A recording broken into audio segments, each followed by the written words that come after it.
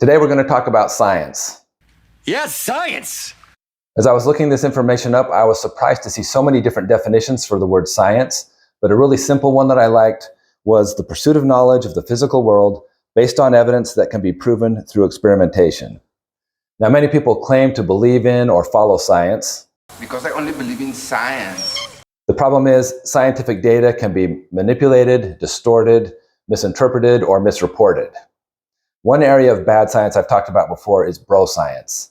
Bro science is basically anecdotal evidence, looking at correlations or making assumptions, but it's not very scientific. An example of this, here's a picture of me in 2016. I was running a lot, ran about 400 miles that year, doing a bunch of races. In 2020, I ran 8 miles. So someone might look at that data and say, the more miles you run, the more muscle you'll add to your body.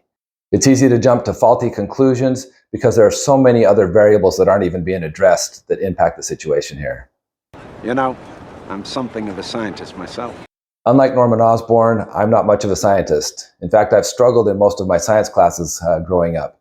However, over the years, I have learned to identify questionable science. So I'm going to share with you 6 things here you want to look for whenever you see a scientific study or experiment or research, 6 things to watch for.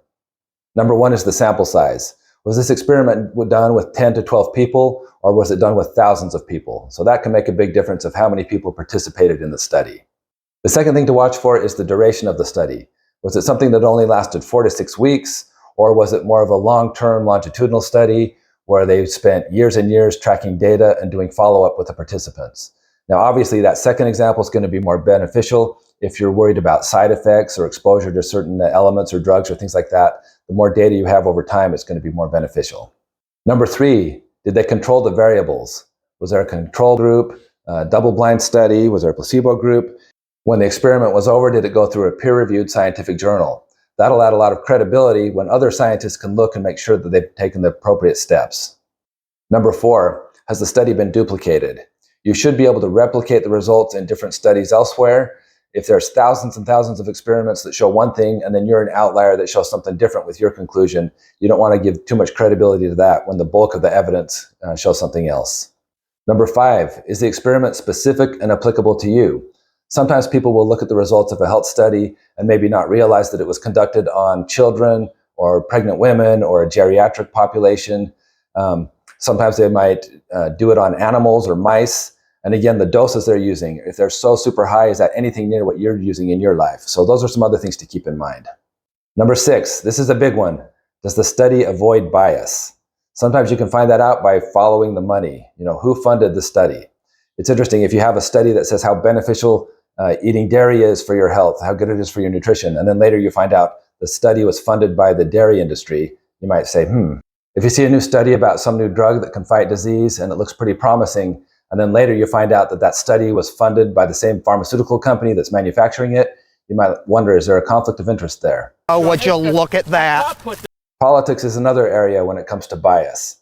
Some people will use the word science as a shield to stand behind it in order to win an argument against you. She blinded me with science! You've probably heard people say things in the past like, the science is settled, or trust the science, but that's a very unscientific statement.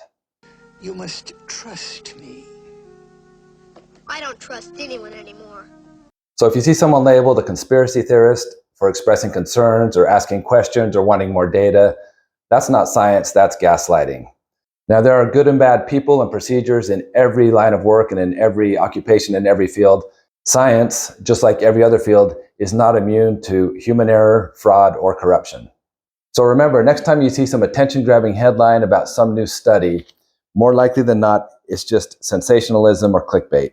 You don't need to have a knee-jerk reaction and change things in your lives just because of a newspaper headline. In fact, I seldom give those things the time of day, and I just ignore them now. Talk to the hand. I don't want this video to come across that I'm bashing science. I'm grateful for scientific breakthroughs and discoveries. I think science is amazing. It can help us learn more about our world. It can help us do things better. But just remember, not all science is good science. So the next time you see a headline about some new study, just remember to dig deeper, do a little bit more research, and don't forget to use common sense, especially when you're talking about your health. Thanks for watching. Feel free to subscribe if you haven't so you won't miss any videos. Push the button. Do it.